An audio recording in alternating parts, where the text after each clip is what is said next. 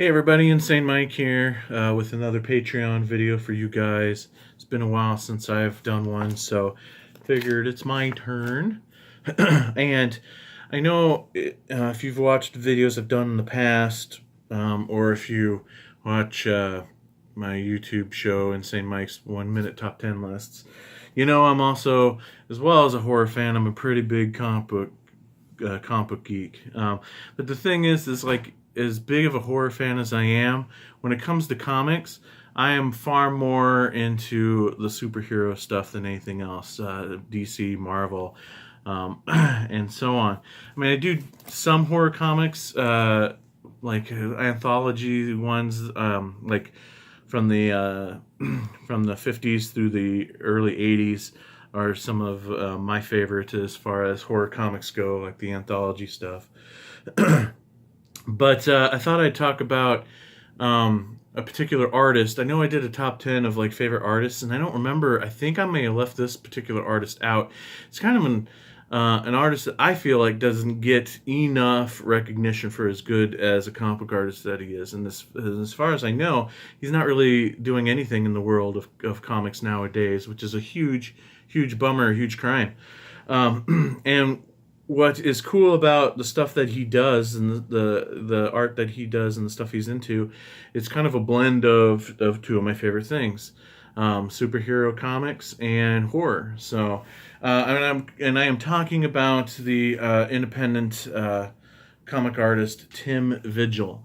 He kind of started off with doing this comic here, Grips, for Greater Mercury Comics. It was like the original publication, and then it evolved into Silver Wolf Comics. And I'm not sure when Tim became the main artist for the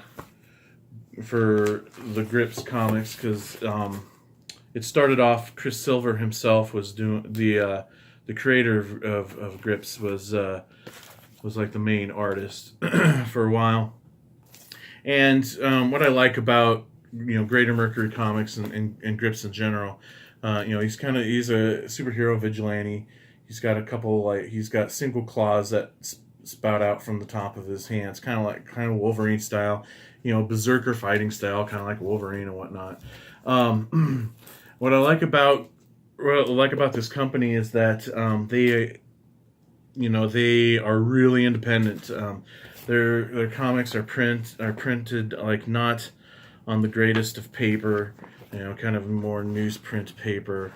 Some of the earlier comics, the text looks like it was just done by running the page through a typewriter, and so like the fonts and stuff are pretty generic. But when I first discovered this character through Tim Vigil's art, when he became on board, and when he did, like, it catapulted the character into more than just like kind of a Wolverine knockoff vigilante, into more of a a lot more gruesome character that I think surpasses the roughness of Wolverine. Like, if we look here, when we get into Tim Vigil stuff, there's a lot of gore involved, and Grips is doing a lot of killing and whatnot. But I love the muscle work in his art. I love the detail in his art, and of course, you gotta love the gore. Stuff like this is really cool stuff. Just gorgeous art, a lot of lines, a lot of detail on the page. Oh yeah, here we go. This is a great example. Kablooey, just blowing the top of this guy's head off. It's gorgeous. So from there, actually, I think I discovered Grips second after Tim Vigil's most known creation. What was the company that did? I don't even know the label. What was it? shoot, I don't remember the name of the comic company, but Tim Vigil created his own character, kind of Wolverine-ish, called Faust. With him and co-creator David Quinn created this character Faust, who is like kind of haunted by demons and stuff like that, and you know, he kills bad guys and he always sees them as like evil demons. So he's kind of crazy, but also again very Wolverine-like. Here's a way better picture of him here on this cover. Also, really showing off some of that amazing Tim Vigil gore. But so as you can see, he even looks a little bit more like Wolverine with the kind of the horns on the mask, and he has two blades instead of Grips having just one. But that's not what really defines the character. It has to do a lot with heaven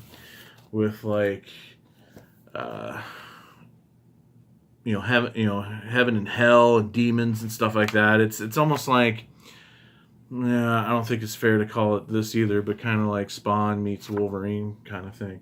But Faust predates Spawn by like a lot. So, you know, and one of the things that I always found interesting as well. See, okay, so we just look here, and then when he did Faust, his art really came into his own. Like he, you know, was really, and I think a lot of that has to do with maybe better newsprint or better paper stock for the comics. But it's just beautiful art. Look at all of that detail, and back in the day when I was reading this comic, and it wasn't easy to find because it's very mature in nature, and you know, you had to be of a certain age to even get this comic, unless your local comic book store wasn't paying attention. So, which was the case and how I got my hands on these when I was too young to be reading it. Well, not too young, but besides the gore, it was always like full-on graphic sex too, which I'd never seen in a comic book before either. Like, yeah, I'm just looking at a page right now. I won't show it because it's pretty graphic, but it's a guy sodomizing another guy. But yeah, but it was totally the gore that really impressed me. Just how bloody this comic was. It always just felt like such a dark and gritty and gruesome comic, like something I knew I shouldn't have been reading, because of the nudity and graphic sex and over the top gore. Look at that, right through there. Always been a fan of Tim's art. He is an amazing artist. I know he does a lot of comic book conventions and stuff. I've yet to meet him. I hope to one day do get a chance to meet him. And he does a lot of art on commission kind of stuff, art for hire kind of stuff. But man, he really needs to be doing comics. And I don't know. It's a shame that his stuff is. He's always been attached to the more mature, comics. A lot of his comics came with like a black bag covering the front cover, because a lot of times they were just gruesome or sexual in nature, like this one here. So couldn't even see the covers without buying the book. So I think with that unfortunate stigma, which that's what he's good at, and he obviously likes doing it, and he's awesome at it, and yay for him. But I think that also maybe unfortunately keeps him from getting more of the mainstream as a comic book artist. I don't know the full Tim Vigil story. I wish I did.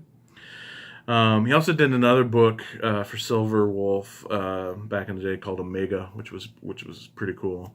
That was a pretty cool book.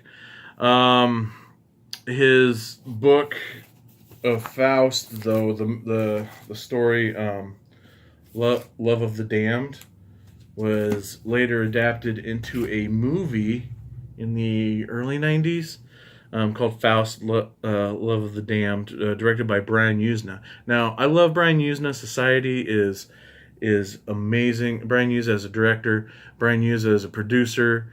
I'm a huge Brian Yuza fan, but with that said, like, the Faust movie does not come close to matching what is so great about the comic, and that's unfortunate. You know, I remember that movie was coming out, and it was like, Brian Yuzna, the producer of Reanimator, the director of Society, presents, you know, Faust, the comic book movie, and I'm like, holy balls! Not only is Tim Vigil's creation getting a comic book movie, but it's in the hands of Brian Yuzna. You know, it's gonna be like so sick and twisted and messed up, and it kind of wasn't. I was gonna show you a copy, but I don't. I used to have it on DVD, but I don't anymore. I don't know what happened.